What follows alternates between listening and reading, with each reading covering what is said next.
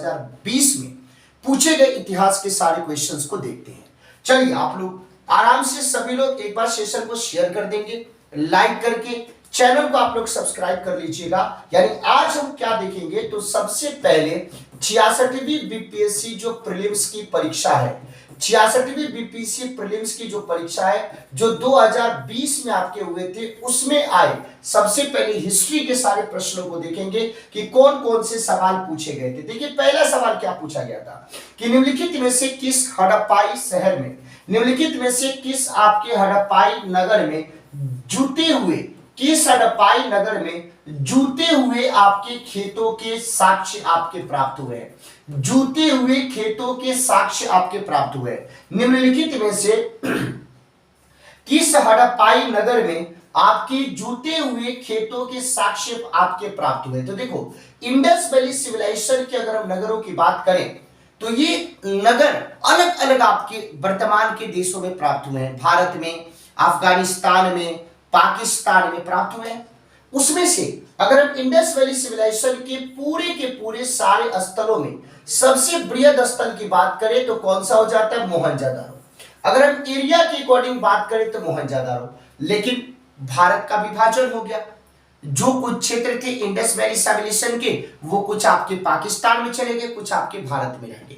भारत में जितने क्षेत्र आपके रह गए उनमें सबसे ज्यादा जो आपके पाए गए इंडस वैली सिविलाइजेशन के वो कहां पे पाए गए, लोथल में।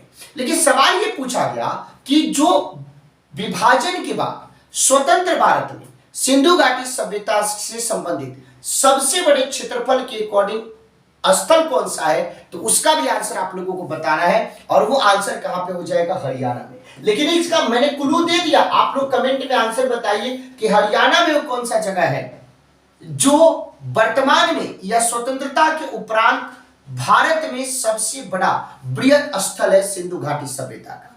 वो कौन सा स्थल है आपको बताने की जरूरत है।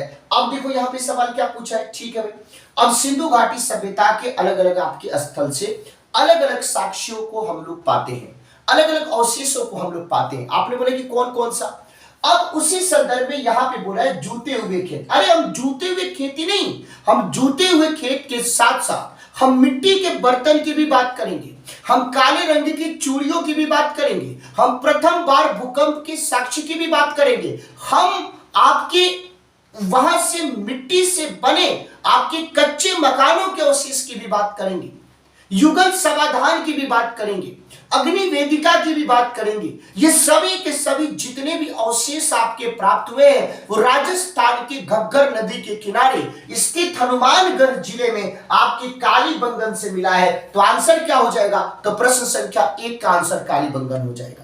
आप देख लेना कि कितने आसान सवाल है। अगर कोई भी सवाल आपको ना आता हो तो मेरे इतिहास पढ़ाने पे शक आप उत्पन्न कर देना, लेकिन अगर सारे सवाल सही हो जाए तो इस बात को फिर से साबित मैं कर दूंगा कि YouTube पे चाहे कोई आए और जाए, जब भी पीसीएस और यूपीएससी की परीक्षा होगी तो 3 प्रबल की चर्चा बिना हुए वहां पे पूरा नहीं हो सकता है।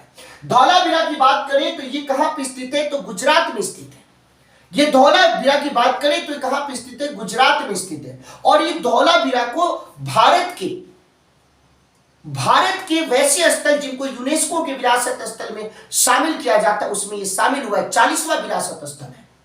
ये भी सिंधु घाटी सभ्यता से संबंधित प्रमुख आपके नगर है। और यहां की विशेषता मैं बता देना चाहता हूं कि सामान्यतः सिंधु घाटी सभ्यता के जो आपके नगर होते थे 2 हिस्सों में बटे होते थे, धौलावीरा 3 हिस्सों में बटा हुआ था। धौलावीरा को वाटर मैनेजमेंट के लिए जाना जाता है। धौला का मतलब सफेद, वीरा का मतलब कुआं, यानी धौलावीरा का मतलब ही होता है सफेद कुआं। और यहां से आपकी ओपन स्टेडियम के भी एविडेंस मिला है। यहां से आपके 10 अक्षरों की लिपि के एक आपके बोर्ड भी आपके मिले हैं जो गिरे हुए आपके दिखाई देते हैं। और इसी धौलावीरा से और भी बहुत सारे एविडेंस आप देख सकते हैं जो गुजरात में आपके स्थित है।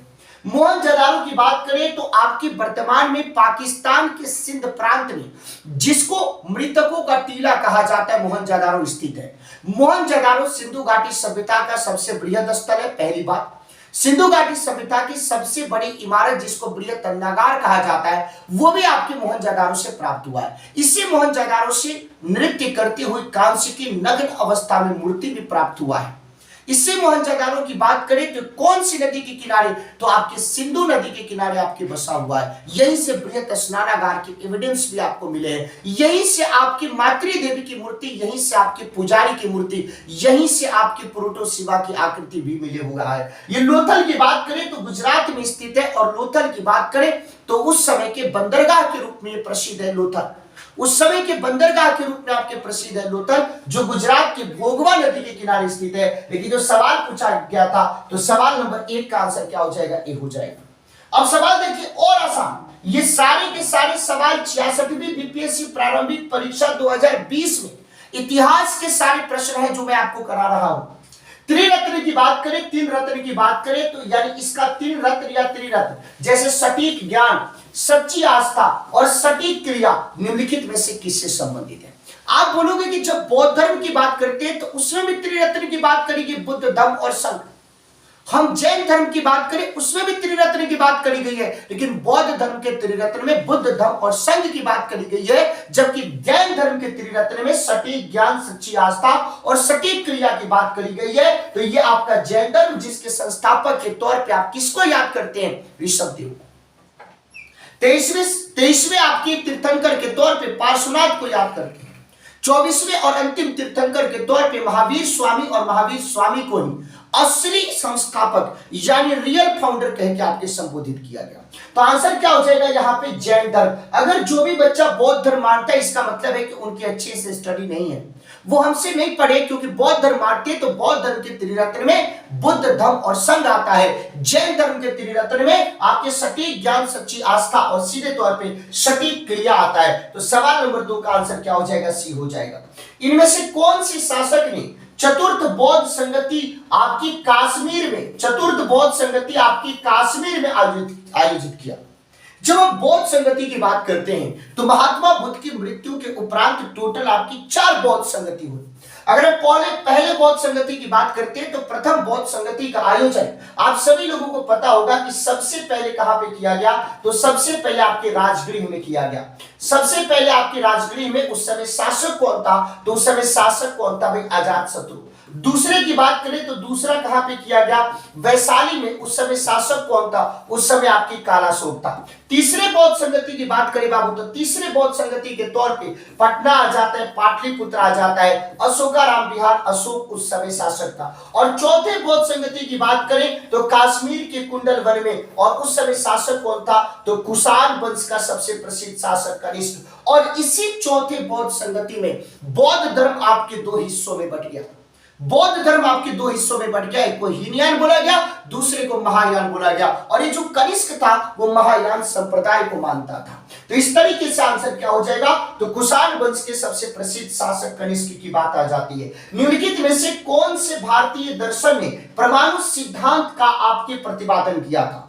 कौन से आपके? तो भाई परमाणु सिद्धांत का प्रतिपादन जिस दर्शन ने किया था, उस दर्शन की अनुसार सृष्टि का निर्माण जो है वो किससे हुआ है? अणु से हुआ है। और उस दर्शन के प्रतिपादक किसको कहा जाता है? तो महर्षि कणाद को कहा जाता है।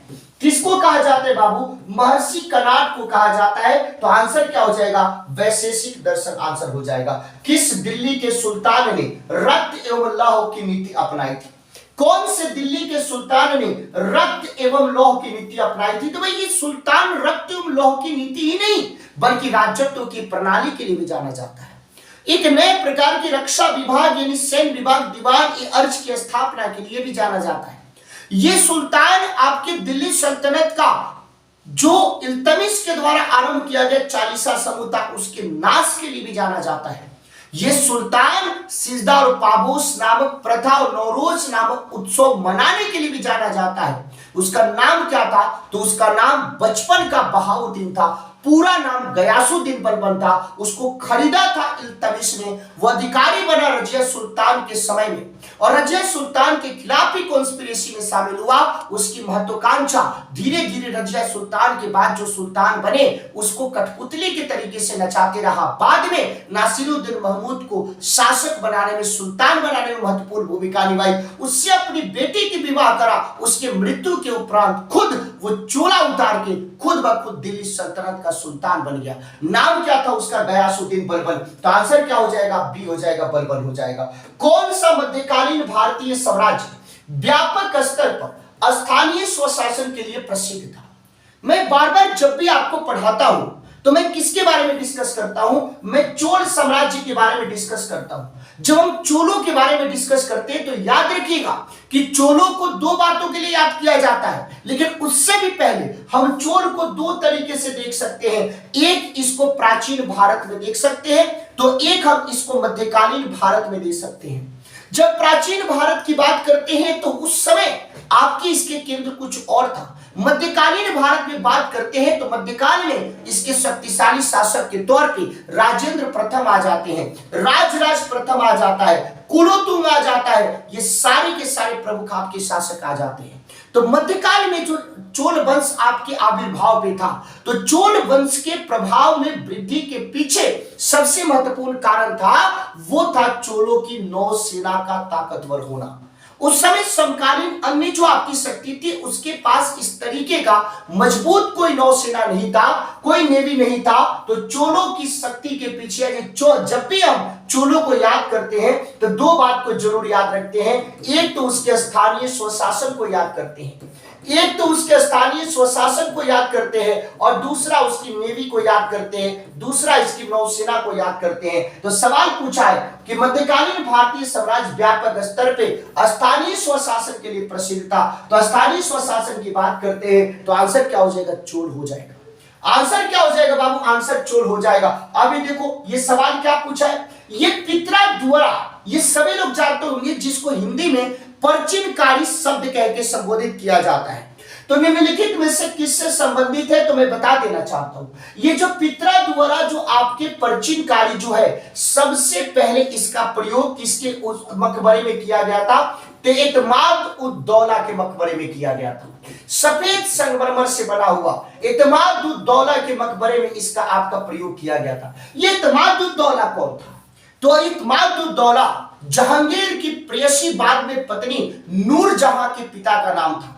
और नूरजहां इतिहास में एक ऐसी औरत के रूप में प्रसिद्ध है कि जिसने अपने पिता का मकबरा भी बनवाया, जिसने अपनी पत्नी का भी मकबरा बनवाया, जिसने अपने पिता का मकबरा बनवाया, जिसने अपनी पत्नी का मकबरा बनवाया, दोनों के लिए प्रसिद्ध है। तो पिता का नाम था एतमाद उद दौला और पति का नाम था जहांगीर। तो जब इसने अपने पिता का मकबरा बनवाया नूरजहां ने, उसमें सबसे पहले पित्रा द्वारा काम को आपके संबोधित किया गया। लेकिन सवाल ये पूछा जाता है कि भाई इसका मतलब क्या है? तो निम्नलिखित में से किससे संबंधित है? तो दीवारों में अर्ध कीमती पत्थर जड़कर फूलों की नक्काशी करना, इसी को पित्रा द्वारा कहा जाता है। इसी को पित्रा द्वारा कह के संबोधित करते हैं। कौन से मुगल शासक ने चित्रकारी के लिए कारखाने बनवाए थे? कौन से मुगल शासक ने चित्रकारी के लिए कारखाने बनवाए थे? तो अगर हम चित्रकारी के लिए कारखाने बनवाने की बात करें तो सीधे तौर पे आंसर क्या हो जाएगा? हुमायूं। लेकिन बीपीएससी ने जो आपका आंसर दिया है, बीपीएससी ने ऑप्शन नंबर बी सही माना है, लेकिन इसका करेक्ट आंसर क्या हो जाएगा? तो करेक्ट आंसर आपका हुमायूं सही हो जाएगा। करेक्ट आंसर सही क्या हो जाएगा? हुमायूं करेक्ट आंसर हो जाएगा। लेकिन बीपीएससी ने ऑप्शन नंबर बी इसके लिए सही माना है। इनमें से किसने 1857 के विद्रोह में सक्रिय भाग लिया था? अभी हाल ही में वीर कुंवर सिंह की 163वीं जयंती मनाई गई है। कौन भूल सकता है 1857 के स्वतंत्रता संघर्ष के सबसे बड़े नायक वीर कुंवर सिंह जी को कौन भूल सकता है? लेकिन कानपुर में नाना साहब नेतृत्व कर रहे थे, लखनऊ में बेगम हजरत महल नेतृत्व कर रही थी, फैजाबाद में मौलवी अहमदुल्ला कर रहे थे, और दिल्ली की बात करें तो दिल्ली में बेगम जीनत महल का नाम नहीं बल्कि लखनऊ में बेगम हजरत महल का नाम आता है। लेकिन बीपीएससी की एक खासियत है, वो खासियत क्या है कि यहाँ पे सवाल देता है कि उपर्युक्त में से कोई नहीं, उपर्युक्त में से एक से अधिक, यानी एक से ज्यादा आंसर है तब भी ऑप्शन नंबर ई मारना है। एक से ज्यादा आंसर है तब भी ऑप्शन नंबर ई मारना है, और कोई नहीं सही है तब भी ऑप्शन नंबर ई मारना है। हमने क्या देखा कि भाई ये भी सही है, हमने देखा ये भी सही है, यानी आपकी एक से ज्यादा सही है। तो जब एक से ज्यादा सही है तो हमारे पास option number E is correct, यानी ई हमारे पास क्या हो जाएगा? सही आंसर हो जाएगा। किस अधिनियम के बारे में जवाहरलाल नेहरू ने कहा था कि हमें एक ऐसी कार दे दी गई थी जिसमें सब ब्रेक थे लेकिन इंजन नहीं था। सब ब्रेक थे लेकिन इंजन नहीं था। उन्होंने किस अधिनियम के बारे में बताया? जब हम 1858 के अधिनियम की बात करते हैं तो इस अधिनियम के द्वारा भारत में ईस्ट इंडिया कंपनी के शासन को समाप्त कर दिया गया और यहां पे ब्रिटिश क्राउन के शासन को एस्टैब्लिश किया गया। भारत के गवर्नर जनरल पद को खत्म करके भारत का वायसराय पद क्रिएट किया गया। जो आपकी सेना है उसके नौगठन के लिए पील आयोग का गठन किया गया। यह 1858 के अधिनियम में था। जितनी भी आपकी नीति थी जिसके चलते 1857 का विद्रोह हुआ था, उस जिन नीतियों को कारण माना गया उन सारी नीतियों को एबॉलिश कर दिया गया, समाप्त कर दिया गया, जिसमें आपके डॉक्ट्रिन ऑफ लैप्स, हस्तक्षेप की नीति भी आपकी थी, गोद निषेध प्रणाली, ये सारी की सारी आपकी नीतियां थी। तो 1909 के अधिनियम को मार्लियामेंटो रिफॉर्म कहते हैं और इसके अंतर्गत सांप्रदायिकता का विकास हुआ और मुस्लिमों को पृथक निर्वाचक मंडल आपको दिया गया। जब 1919 के अधिनियम की बात करते हैं तो इसको मॉन्टेग्यू चेम्सफोर्ड सुधार कहते हैं। इसके अंतर्गत प्रांतों में आपकी क्या करी गई? तो प्रांतों में आपकी दो लेवल की आपकी सरकार की व्यवस्था करी गई, 2 लेवल की प्रक्रिया की आपकी शुरुआत करी गई। यानी यहां पे और 1935 के अधिनियम में प्रांतों को स्वायत्तता दिया गया, प्रांतों को स्वायत्तता दिया गया। इसी के अंतर्गत रिजर्व बैंक ऑफ इंडिया की स्थापना हुई, इसी के अंतर्गत फेडरल कोर्ट की स्थापना हुई और इसी 1935 के अधिनियम का प्रभाव हमारे संविधान के ऊपर सबसे ज्यादा है। तो यहां पे 1919 के अधिनियम के अंतर्गत प्रांतों में क्या किया गया? तो प्रांतों में द्वैत शासन की व्यवस्था करी गई और 1935 के अधिनियम केंद्र में क्या किया गया? तो द्वैत शासन की व्यवस्था करी गई। लेकिन इसी 1935 के अधिनियम को जवाहरलाल नेहरू, जो भारत के प्रथम आपके प्रधानमंत्री बने, उन्होंने इस बात को बोला था कि हमें एक ऐसी कार दी गई थी जिसमें सब ब्रेक थे लेकिन कोई भी आपका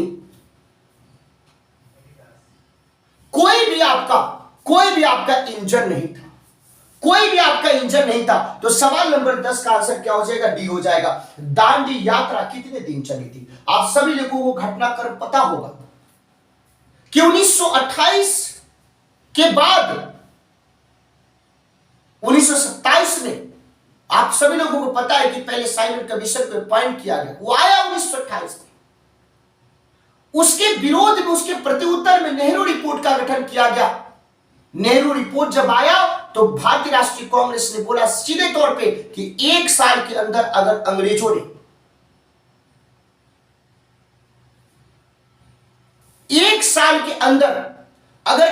ने एज इट नेहरू रिपोर्ट को एक्सेप्ट नहीं किया तो हम एक बहुत बड़ी मास मूवमेंट की शुरुआत करेंगे। अंग्रेजों के कानों के ऊपर जू नहीं रहेगा। 1929 का लाहौर अधिवेशन किया गया और उस लाहौर अधिवेशन का क्या प्रभाव पड़ा? उसी 1929 के लाहौर अधिवेशन में पूर्ण स्वराज के लक्ष्य को पारित कर दिया गया। आप सभी लोगों को पता है 31 दिसंबर 1929 को मध्यरात्रि में, जैसे ही मध्यरात्रि का डंका बजा, घंटा बजा, लाहौर के रावी नदी के किनारे जवाहरलाल नेहरू ने झंडा फहरा के देश की आजादी का ऐलान कर दिया और यह भी बोला कि अब से प्रत्येक साल 26 जनवरी को हम लोग पूर्ण स्वराज दिवस पूरे संपूर्ण आपके भारत में मनाने की कोशिश करेंगे, मनाएंगे। अब उसी में इस बात को बोलेंगे कि महात्मा गांधी और ऑल इंडिया कांग्रेस कमेटी को ये जिम्मेवारी दिया जाता है कि जब चाहे, जैसे चाहे, जिस तरीके से चाहे, सभी ने अवज्ञा आंदोलन को शुरू कर सकते हैं। लेकिन महात्मा गांधी अभी भी बातचीत करने के पक्ष में थे। उन्होंने आंदोलन को शुरू करने से एक बार पहले फिर से इरविन के समक्ष अपनी 11 सूत्रीय मांग को रखा, अलग अलग माध्यमों से रखा, लेकिन इरविन के ऊपर कोई प्रभाव नहीं हुआ। तब महात्मा गांधी ने बोला कि हम तुमको औकात दिलाएंगे और उन्होंने 12 मार्च 1930 से दांडी मार्च की शुरुआत कर दी। 6 अप्रैल को जाके कानून तोड़ दिया। इस तरीके से टोटल आपके 24 दिनों तक पूर्णतः यह पैदल मार्च था। बीच में वो कहीं पे भी आपके रिक्शा, टमटम, बैलगाड़ी सब पे नहीं बैठे थे। प्रसिद्ध गीत सरफरोशी की तमन्ना अब हमारे दिल में है, देखना है जोर कितना बाजुए कातिल में है। ये किसका स्टेटमेंट है? राम प्रसाद बिस्मिल को याद कीजिए कि 1924 में जब आपके हिंदुस्तान रिपब्लिकन एसोसिएशन की स्थापना हुई, महत्वपूर्ण भूमिका इनकी भी थी। और जब कानपुर कॉन्स्पिरेसी को अंजाम दिया गया, कानपुर की घटना को अंजाम दिया गया, जब आपके याद रखने की जरूरत है काकोरी कॉन्स्पिरेसी के नाम से जिसको जाना जाता है, कानपुर में हिंदुस्तान रिपब्लिकन एसोसिएशन की स्थापना हुई और उस एचआरए की सदस्यों के द्वारा काकोरी नामक जगह पे eight down Saharanpur Lucknow passenger train को रोक के लूट लिया गया, जिसमें 4 व्यक्तियों को अभियुक्त बना के, बहुत सारे को अभियुक्त बना के, लेकिन 4 को फांसी की सजा दी गई। और वो 4 आपके कौन कौन थे? तो राम प्रसाद बिस्मिल थे, अशफाकुल्ला खान थे, राजेंद्र लाहिड़ी और रोशन लाड थे। ये सारे के सारे 3 को फांसी की सजा दी गई। तो जब राम प्रसाद बिस्मिल को फांसी की सजा दी रही थी, जब दी जा रही थी, तो इनसे पूछा गया, इनको दिया गया कि आप दूध पी लीजिए, तो इन्होंने बोला कि अब मैं अपनी मां का दूध पीऊंगा। और यही राम प्रसाद बिस्मिल जिनका स्टेटमेंट है कि सरफरोशी की तमन्ना अब हमारे दिल में है, देखना है जोड़ कितना बाजुए कातिल में है। अब ये सवाल देखिए, बंगाल विभाजन के प्रत्याघात के रूप में कौन सा आंदोलन शुरू किया गया था?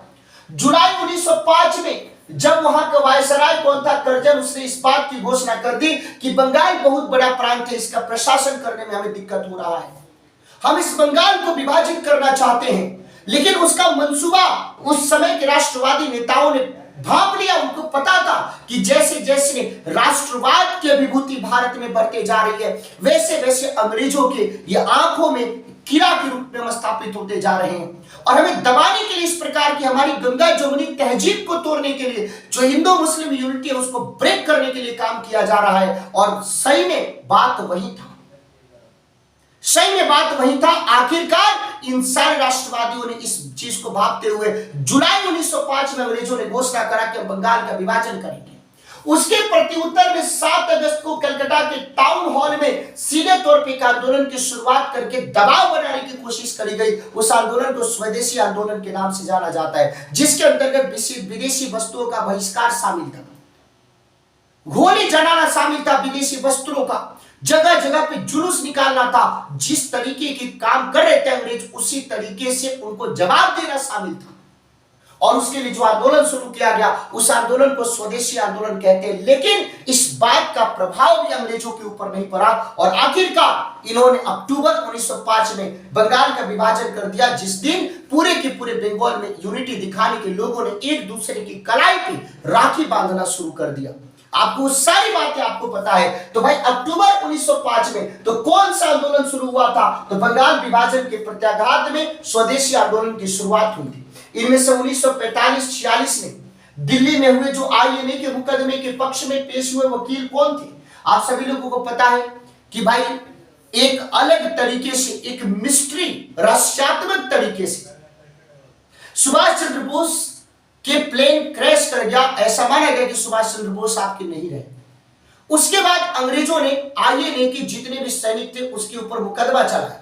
उस मुकदमा को आईएनए ट्रायल या लाल किला मुकदमा के नाम से जाना जाता है।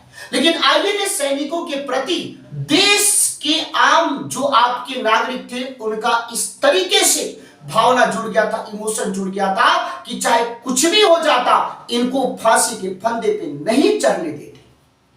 और इसका प्रभाव क्या हुआ कि भारत के सारे चाहे कांग्रेस के लीडर हो, चाहे मुस्लिम लीग के हो, चाहे किसी अन्य पार्टी के हो, सबने आईएनए के सैनिकों को बचाने के लिए बहुत भरपूर कोशिश करी। जितने भी वकील बने, उन सारे वकीलों के समूहों का नेतृत्व यहाँ पे कौन कर रहे थे, किसकी अध्यक्षता में? तो उनका नाम क्या था? भूला भाई देसाई। और बाद में उस समय के गवर्नर जनरल को ये अपना विशेषाधिकार का प्रयोग करके उनके मुकदमे को खारिज करना पड़ा, और आखिरकार उनको फांसी की सजा से बचा लिया गया। ये बहुत बड़ी जीत आपकी मानी जाती है। मैडम कामा ने भारत की तिरंगा स्वतंत्रता के तिरंगे झंडे को, तिरंगा स्वतंत्रता ध्वज को कहां पे फहराया था? मैडम कामा, इसी मैडम कामा को भारतीय क्रांति की जननी कहा जाता है, मदर ऑफ इंडियन रिवॉल्यूशन कहा जाता है, भारतीय क्रांति की मां कहा जाता है।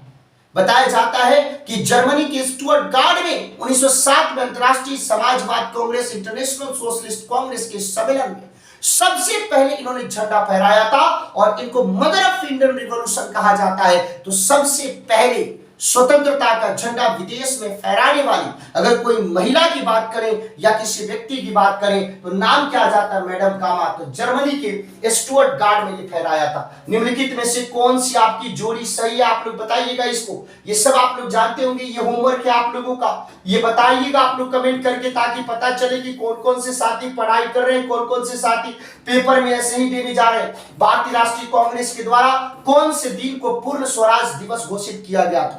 आप सभी लोगों को पता है कि 31 दिसंबर की रात 1929 में लाहौर के रावी नदी के किनारे मध्यरात्रि में भारत अपनी आजादी की अंगड़ाई ले रहा था। उस समय के लाहौर अधिवेशन के अध्यक्ष जो थे जवाहरलाल नेहरू, उन्होंने झंडा फहरा के इस बात को ऐलान कर दिया कि तुम हमें आजादी नहीं दोगे, हमारा देश है, हम आजादी छीन के लेंगे। और उन्होंने बोला कि 26 जनवरी 1930 से पूर्ण स्वराज दिवस मनाया जाएगा। तो कांग्रेस के किस दिन को पूर्ण स्वराज दिवस मनाया गया? तो 26 जनवरी 1930 को मनाया गया। बंगाल में द्विशासन प्रणाली किसके द्वारा लागू की गई थी भाई? ये द्विशासन प्रणाली की बात करें तो ये कब से कब तक इसका माना जाता है? आप सभी लोगों को पता है। द्वैत शासन प्रणाली के जनक के रूप में लियोनिल कॉर्टिस का नाम याद आता है, लियोनिल कॉर्टिस का नाम याद आता है। लेकिन इसको इंप्लीमेंट करने वाला व्यक्ति स्वर्ग से उत्पन्न सेनानायक, बंगाल का पहला गवर्नर रॉबर्ट क्लाइव का नाम आ जाता है। लेकिन सवाल पूछा गया किसके द्वारा लागू की गई? Robert Clive. और किसके द्वारा समाप्त किया गया? तो आंसर क्या हो जाएगा? वारेन हेस्टिंग्स के द्वारा समाप्त किया गया। तो आंसर इसका क्या हो जाएगा? आंसर इसका सी हो जाएगा। इनमें से किसने 1893 में शिकागो में आयोजित धर्म संसद सम्मेलन में पार्टिसिपेट किया था? 1893 अमेरिका के शिकागो में आपके कौन है भाई? तो नौ हिंदूवाद के जनक, जिन्होंने बोला था कि भूखे व्यक्ति को प्रवचन सुनाने से अच्छा है कि उसको खाना खिलाइए। अगर आप किसी भूखे व्यक्ति को प्रवचन सुना रहे हैं तो इससे बड़ा पाप कुछ नहीं हो सकता है। तो उनका नाम क्या है? स्वामी विवेकानंद। कर्मयोग रामकृष्ण मिशन के संस्थापक रामकृष्ण परमहंस के शिष्य, बचपन का नाम नरेंद्र नाथ दत्त था। उन्होंने शिकागो में विश्व हिंदू सम्मेलन में पार्टिसिपेट किया और उन्होंने वहां के ऐसा स्पीच दिया वहां पे कि पूरे के पूरे हमेशा के लिए जीवन पर्यंत हो गया। और बाद में अपने गुरु के बातों का प्रचार प्रसार करने के लिए उन्होंने रामकृष्ण मिशन की स्थापना करी। 1923 में स्वराज पार्टी का गठन किसने किया था? आप सभी लोगों को पता है कि जैसे ही 1922 में 4-5 फरवरी 1922 जो गोरखपुर के चौरी चौरा में जो आपका कांड हुआ, उसके बाद महात्मा गांधी ने 12 फरवरी को 1922 में जो बारदोली में थे गुजरात के, वहां पे उन्होंने सविनय अवज्ञा आंदोलन को स्थगित कर दिया और असहयोग आंदोलन को वापस ले लिया। बोला कि अगले 6 साल तक हम किसी भी प्रकार से कोई भी सविनय अवज्ञा आंदोलन नहीं करेंगे। हमारी जनता उतनी अवेयर नहीं हुई है। तब वहां पे गैप हुआ। लोगों ने बोला कि इतना अच्छा सब चल रहा था, महात्मा गांधी को वापस नहीं लेना चाहिए था असहयोग आंदोलन।